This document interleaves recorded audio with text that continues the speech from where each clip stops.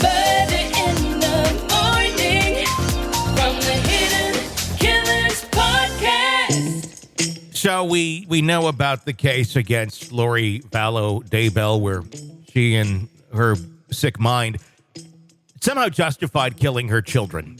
And, you know, they're in a better place. She still talks to him, blah, blah, blah, blah, blah. The rantings of someone with serious mental health issues. Well, here's another one. Leannah Jean Gardipe, a 35-year-old woman in Montana, has pled guilty to the deliberate homicide of her two young children, aged 3 and 5. Gardipe, who was arrested and booked into Missoula County Jail, asserted during her plea that she saved her babies by killing them. The sentencing is scheduled for 10 a.m. on November 20th, and according to the plea agreement, the prosecutors will recommend consecutive life terms on 2 counts of deliberate homicide. Additionally, Gardipe is required to pay court fees amounting to $1,050. The tragic incident occurred back on November 19th of 2021 when the defendant's mother contacted 911 after receiving a call from Gardipe, who claimed to have saved her 3-year-old daughter and 5-year-old son. The children's grandmother, alarmed by the implications of the call, questioned Gardipe if she meant that she had killed the children.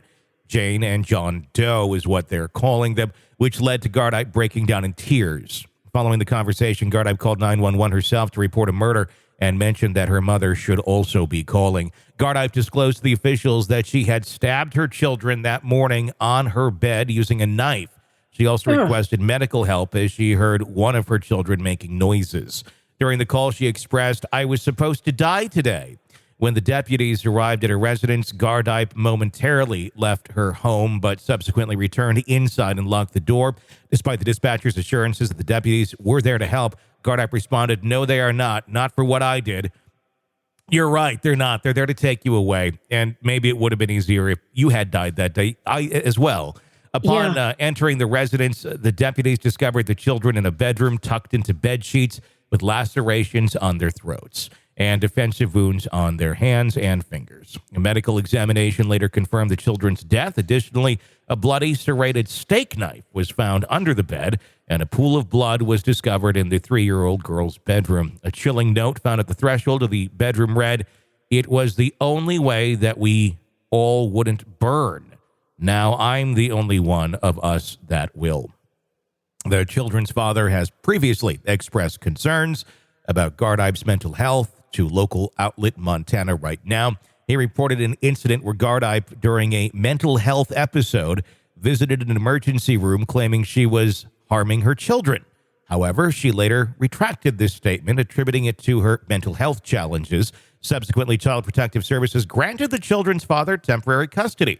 Well, Gardipe underwent weekly therapy, regularly consulted her doctor, and completed a 3-week program at the Pathways Treatment Center in Kalispell. Despite these efforts, the court eventually awarded Gardipe primary custody of the children because... Okay. Yeah, granting their father visitation rights every Wednesday and 2 weekends a month. How bad is Dad that this was the better option? Oh, my God. Or was Dad bad at all? This can't have... Seriously. How? What? How? I mean, I have to feel like somehow the court is responsible here as well. 100%. That's why I've been saying forever there needs to be consequences for judges that make horrible decisions that impact people's lives in horrible ways, like putting 2 children in the custody of a woman who has talked about killing them and thinking that, oh, this is a good fit. And I don't know what the case is with Dad, if Dad's a good guy, a bad guy, not capable of being a good father. Who knows? He may have absolutely nothing wrong with him whatsoever, and it's just how some of these courts fucking work. It's you're better with your biological parents no matter what. That's the biggest bunch of bullshit I've ever heard in my life. And the worst part is some courts, and I'm not going to say all of them, but some courts feel that it's better to be with the mother than the father, regardless, because they're sexist. Yeah, well, completely. I mean, and again, that whole thinking, that whole way of ruling is based on a study that was done in the 1960s.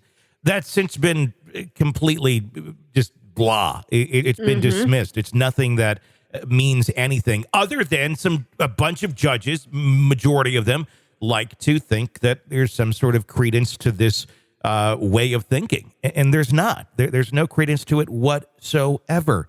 If you have someone who is mentally ill, has a lot of problems, I'm not sitting here to try and shame them, but they certainly shouldn't be in the fucking custody of children, whether they gave birth to them or not. We're supposed to protect children from predators and horrific outcomes like this. And this is the template of a horrific outcome.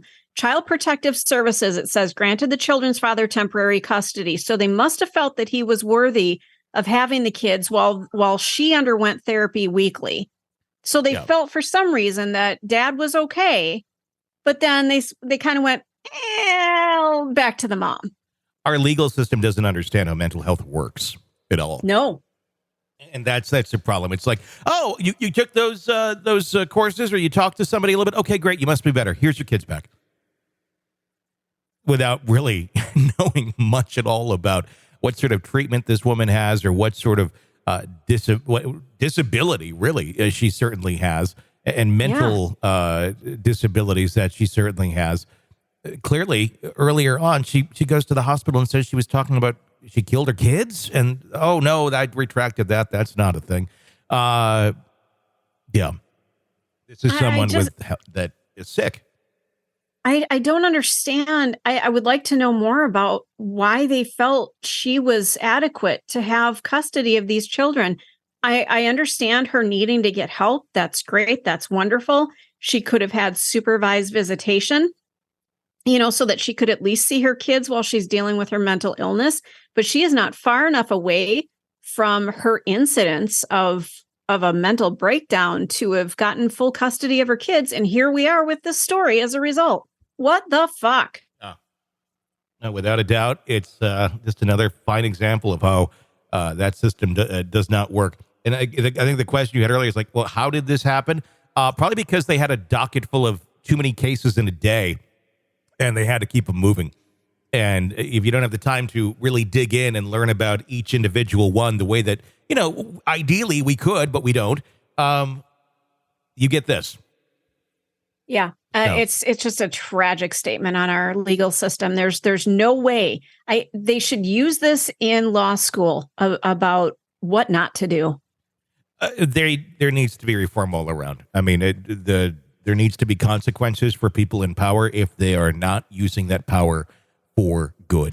You're locked into the Hidden Killers podcast. Want more? Start binging on all of our true crime podcasts right now through Apple Podcasts, and get an ad-free experience when you sign up to be a True Crime Today Premium Plus member, exclusively on Apple Podcasts. More of the Hidden Killers podcast, dropping soon. Press subscribe now.